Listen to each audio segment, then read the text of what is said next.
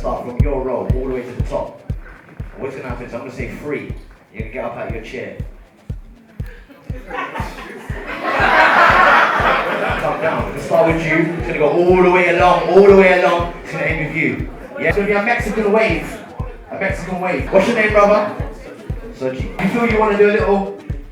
It's up to you, Soji. 3, 2, 1. Hold out, hold out. You got lost. Don't watch her. What's your name, sir?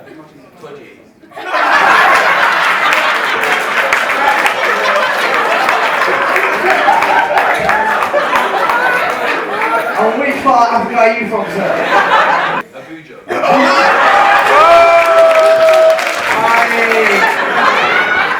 Alright, we're gonna start this time. 3, 2, 1, go. That's right, that's right, that's right, that's right, that's right. All the way. Yeah! Alright. Donaeo. Donaeo. Sing it now, babe. I want to say thank you very much for coming down, brother. Same. How long have you been on the scene? I made bounce when I was about 16, 17. I'm 28 now. 28. Yeah. I like girls that can get kitchen. Anyway, and now we can call you like, you kind of got this title of the king of the funky scene. Yeah. How do you feel about that title? I'm happy that people enjoy my music enough to say it. So, yeah. If you haven't seen Donaeo perform, it's just back to back to back bangers. You forget what tunes he's got. We'll go with the bounce, then we'll go with the party hards and African warrior, blue dress. Sorry, where's your background? Where are you from? My mum's from Ghana, my dad's from Guyana, and I used to live in Ghana for a bit as well. What? Okay. No, Just say. what? Yeah, more to say. That's all I can say. He said hello, and I said, he said, how are you doing? I said, I'm fine.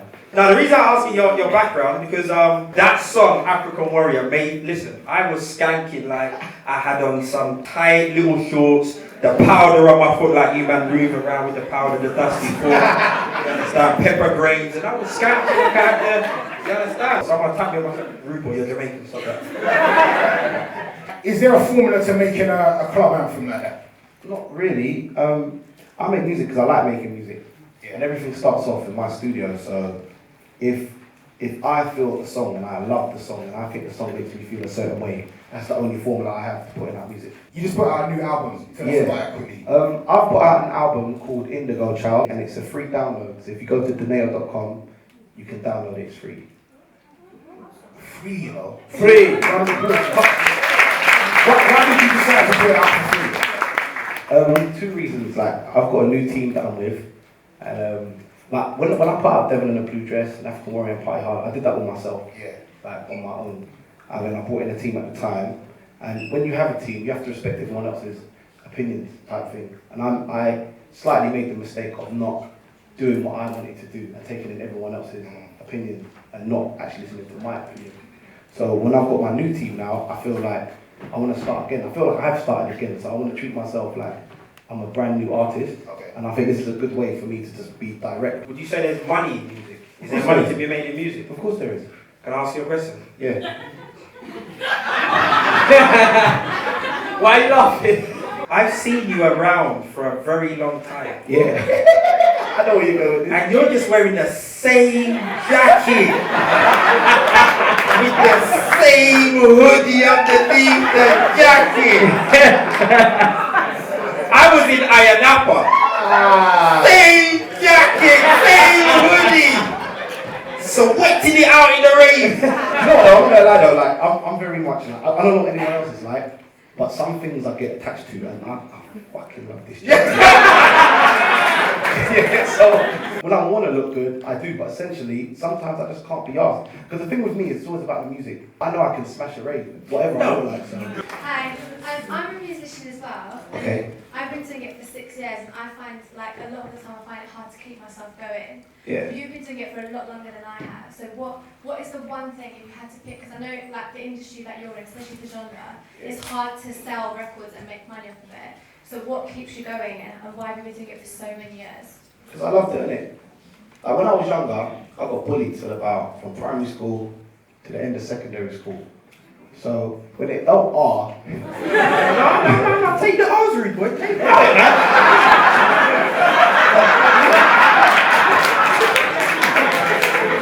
so like a lot of the time I was by myself listening to music and whatnot. I've got a very personal relationship with music and I just love it. Like when I'm by myself in my studio, I'm jumping up and down like a lunatic.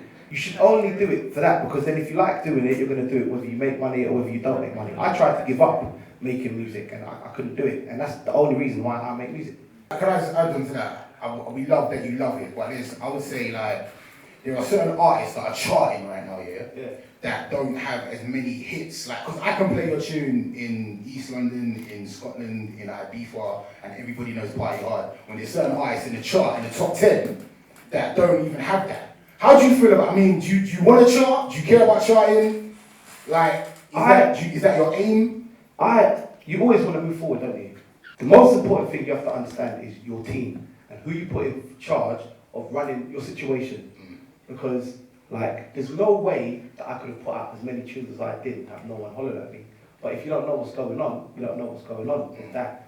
I learned a very long time ago how to make money from music, and like, because I can do what I'm doing at this stage and not have to be signed, I think a lot of people kind of think, well, why should we approach him, and maybe he's gonna want this, that, and X amount of blah blah blah, da da da da. Do you know what I mean? But I would like my music to be spread out further and stuff like that. But the main thing is that I make music from my heart. It comes from my studio to your ears in a rave or wherever you listen to it, and I just don't want that to ever be stopped. You know what I mean? How do you define yourself genre-wise? I make dance music. No matter what anyone else says, I make dance music. That's what I make. I make garage, I make bass line, like I make electro, I make drum and bass, I make funky. It's just that my dance music appeals to black people. You're afraid of people putting you in a box? I don't really care what people put me in. If I make it, you like it, you don't like it. Putting me in a box doesn't stop you from liking my tune, so.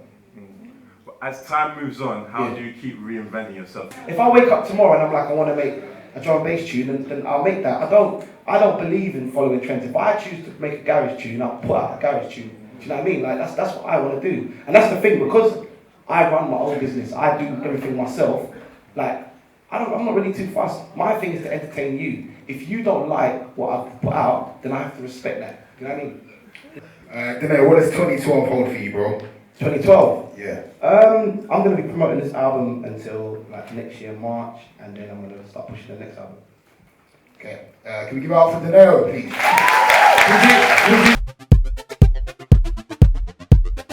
This next artist coming to the stage. She's been all around the world. She's here tonight. Ladies and gentlemen, she's a YouTube sensation.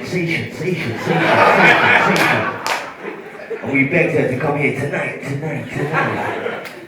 Please, stamp your feet, clap your hands. Make some noise for what they call Lioness. Are you not ready for me to go deep? Are you not really ready for me to go deep? Alright, cool. I wrote this when I was 17, yeah? I'm 22 now. It was a good thing they said. They said that I came here today. They said that I had 3 days in which to be seen, but the only downfall was that I came on the 3rd day.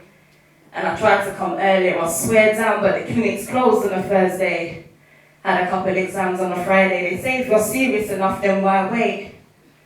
But I weren't even schooling, I had things to do, and that's why I was so slack. Hey, you can get it from the chemist now, and that's what I'd have done if I could go back. But at the time I didn't know that. So here I lay on this cynical day, praying that my period comes on the 24th of May. 24th of the month. My period's still not coming. It's nuts because the feeling in my tongue that I usually get just ain't here. Because when my period's due to come, you better know that it's usually made clear. But today I made fair. I tried my best to ensure I protected my all, because pregnant teens are projected as whores, and no way, I weren't gonna have that image. I tried to be so safe, but with me and anything I do, things don't ever just go straight. So if my pee don't come in 2 days, it's a pregnancy test for me, mate. So obviously nothing came, but then 2 days passed. So I went to the chemist so fast, bought around 3 tests in a plastic glass. cup, I don't have good luck, so I'm at the counter just thinking I'm fucked. Like, it was nuts. I just couldn't believe that a girl like me could potentially get caught up, so I'm at home, I'm reading a manual, my hand's shaking, I just can't handle the fact that 2 lines will mean that I'm pregnant, and if they show up, then it's bedlam. The instructions said that I had to wait a few minutes before I saw the blue signs. Looked at my phone, it was due time. What was on the test? 2 lines. So I picked up the phone, rang the guy. Yeah, what you saying, babes? What you saying? I was like, you're right, what can you speak? Man's just playing pro in it, man's playing pro. Alright, cool, what can you speak though? I don't really know what to say, lads. I was just like, it's positive. And he was like, what's positive? I said, I took the test 4 times, man, it come back positive. Then I just started to hear some heavy breathing where it just, you know, you can tell someone's pacing up and down. It was like, so what do you want to do? And I was like, personally, I think abortion's wrong in it, personally. And he was like, yeah, I hear that still, like, don't you want to go uni? Like, don't you want a career in music? And I was like, obviously, and then he cut me off, and you know what he said? He said, how are you gonna cope? How am I gonna cope? So I got on the bus, I had a consultation booked, ain't gonna lie, the conversation shook me up to the point where I just wanted to get rid. I can't raise no kid, I'm a kid myself, I won't kid myself, I have a lot of support, but you know I won't bid for help, because being pregnant is something that I did myself with the help of a guy. He won't help me apply to a stable life for my child that's already been denied. And just when I thought I had been through the worst of things, the nurse said, Isabel, you'd have been having twins. Oh. Everyone make some noise for Lioness, please. Unfortunately, that's the end of our live. Cut the chat. I'm kind of sad. I was enjoying that. That's some more bars for you. But, can we get a wonderful round of applause for Donaeo, Lioness, Ace on the Real. You guys have been amazing. I know there's a couple of you that are going to go home and go down in your gal tonight. Well done. You've educated you. That's a good thing. Big thank you to you lot for coming and supporting us. Thank you very much.